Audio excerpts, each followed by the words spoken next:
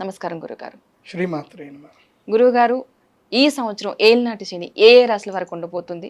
ఎలా పీడించబోతుంది? వాటి ఫలితాలు ఎలా ఉండబోతున్నాయి? ఎలాంటి పరిహారాలు చేయించుకోవాలి? శ్రీ గురుభ్యో నమః.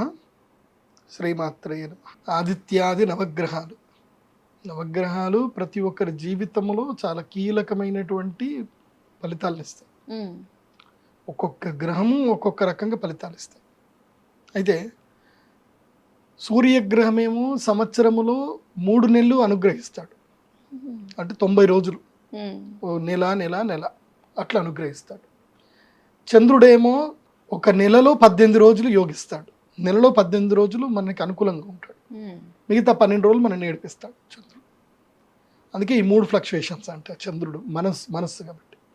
అదే కుజగ్రహం అనుకోండి, కుజుడు, బుధుడు, శుక్రుడు, ఈ 3 గ్రహాలు ఏవైతే ఉంటాయో సంవత్సరంలో 120 రోజులు యోగిస్తాయి మనకి. కుజుడు కానీ, బుధుడు కానీ, శుక్రుడు కానీ 120 రోజులు మనని అనుగ్రహిస్తారు. మిగతా రోజులు ఏడిపిస్తారు.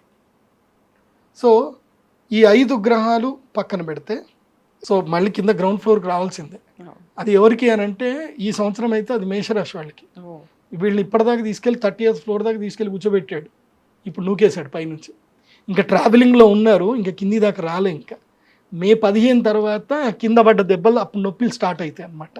కిందికి తలిగేది ఇప్పుడు ట్రావెలింగ్లో ఉన్నారనమాట మేషరాశి వాళ్ళకి. ఇంకా వాళ్ళకి ఇంకా శని ఎఫెక్ట్ ఇంకా స్టార్ట్ అవ్వాల మే 15 తర్వాత. అందుకోసం అంటే గురువు జరిగిపోతాడు, అప్పుడు శని ఎఫెక్ట్ స్టార్ట్ అయిపోతుంది అనమాట. ఇంకా ట్రావెలింగ్లో ఉంటే దెబ్బలు దాకవు కదా. సో ట్రావెలింగ్లో గురువు ప్రొటెక్ట్ చేస్తున్నట్టు అర్థం. సో వీళ్ళు కనుక అక్షయ తృతీయ వచ్చి యాగం చేసుకున్నారనుకోండి, వీళ్ళకి పారాచూట్ వేసుకున్నట్టు. ఎవరు? మేషరాశి పారాచూట్ దొరుకుతుంది. లేదంటే టప్ అని భూమికి వేసుకుంటారు, ఇంకా స్టార్ట్ అవుతుంది, ధనయోగ ప్రాప్తి ఉంటుంది. అదే లాభాలు ఇంకా అన్ని రకాలుగా ఆల్రౌండ్ 5 రకాల లాభాలు ఒక రేంజ్లో ఉంటే ఇస్తాడు. అదేంటి? ఏకాదశ స్థానం పాట. సో ఇది అన్ని 12 సంవత్సరాలకు వచ్చే యోగాలు వీళ్ళందరికీ నేను ఇందాక చెప్పినవి. అదే శని అనుకోండి, 30 సంవత్సరాల్లో 7.5 సంవత్సరాలు ఏమో అదృష్ట యోగాలు ఇస్తాడు. 7.5 సంవత్సరాలు అదృష్ట యోగం ఇస్తాడు. అది డిఫరెంట్ మూడ్లో. ఒక 2.5 సంవత్సరాలు ఎట్లా ఇస్తాడంటే అదృష్టము ఇంకా అహంకారం ఇట్లా పెరిగిపోతుంది అనమాట. అంత డబ్బు సూపర్గా ఇచ్చేస్తాడు. అది ఎట్లాంటి అర్థమైందంటే, ఆ 2.5 సంవత్సరాలు ఏం చేస్తాడంటే మనల్ని మంచిగా ముద్దుగా ప్రేమగా మాట్లాడుకుంటూ మనకు ఒక పెద్ద బిల్డింగ్ ఇప్పించి 30th ఫ్లోర్ దాకా తీసుకెళ్తాడు.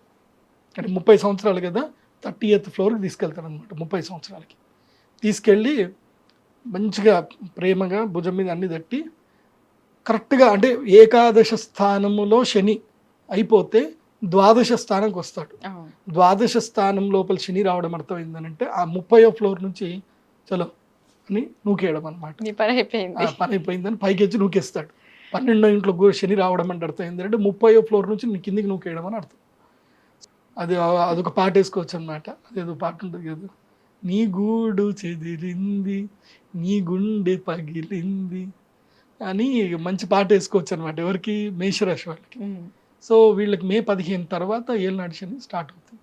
30 ఏళ్ల తర్వాత 7.5 సంవత్సరాలు ఏడిపిస్తాడు. శని 7.5 సంవత్సరాలు యోగిస్తాడు. ఎలా యోగిస్తాడు అంటే 2.5 సంవత్సరాలు, 2.5 సంవత్సరాలు, 2.5 సంవత్సరాలు ఇలా గ్యాప్ ఇచ్చుకుంటూ యోగిస్తాడు. అంటే 30 ఏళ్లలో ఎవ్రీ ఒక 10 ఇయర్స్కి ఒక్కసారి గ్యాప్ ఇచ్చుకుంటూ లెక్కిస్తాడు. కానీ ఏడిపించడం మాత్రం కంటిన్యూ 7.5 సంవత్సరాలు ఏడిపిస్తాడు. సో శని మొత్తము తన యొక్క పీరియడ్లో 30 ఏళ్ళ ఒక సైకిల్ మొత్తము, ఒక ఏదైతే జొడాక్ సైన్ మొత్తం తిరగాలంటే, రాశిచక్రం మొత్తం తిరగడానికి శనిగ్రహానికి 30 ఏళ్ళు టైం పడుతుంది. కానీ ఆ 30 ఏళ్లలో ఆయన యోగించేది మాత్రం 7.5 సంవత్సరాలు. ఆయన విపరీతంగా పిండి పిప్పి వేసేది 7.5 సంవత్సరాలు. ఇంకా రిమైనింగ్ ఏదైతే టైం ఉంటుందో, 15 ఇయర్స్ టైం ఏదైతే ఉంటుందో ఆ టైంలో కూడా ఏడిపిస్తాడు. సో ఏడిపించే గ్రహం శనిగ్రహమే. కాకపోతే నిన్ను కరెక్ట్ రైటియస్ వేలో కూర్చోబెడతాడు. నీకు మంచి టీచర్ నిన్ను చిన్నప్పుడు నీకు బాగా నేర్పించి, బాగా కొట్టి చేసి నీకు నేర్పిస్తే, ఇప్పుడు నువ్వు ఒక మంచి పొజిషన్ ఉన్నప్పుడు అప్పుడు ఆ గురువుని తిట్టుకొని ఉండొచ్చు. కానీ ఒక మంచి పొజిషన్ వచ్చిన తర్వాత ఈజ్ మై రైట్ గురువురా, ఆ రోజు ఆయన నన్ను భర్త పెట్టి కొట్టకపోయి ఉంటే ఇవాళ నేను ఈ పొజిషన్ ఉండకపోతుండే. అప్పుడు ఆయన ఫార్మల్స్ నాకు గట్టిగా నేర్పించింది కాబట్టి వాళ్ళు నేను ఈ పొజిషన్ అని చెప్పుకునేది ఎవరు అంటే శనిగ్రహమే. ఈజ్ ద రైట్ గురువు అనమాట. కాకపోతే అందరూ ఆయన నచ్చ చెప్పి గోరు ముద్దలు పెట్టే రకం కాదు, వాతలు పెట్టి మరీ పని నేర్పిస్తాడు.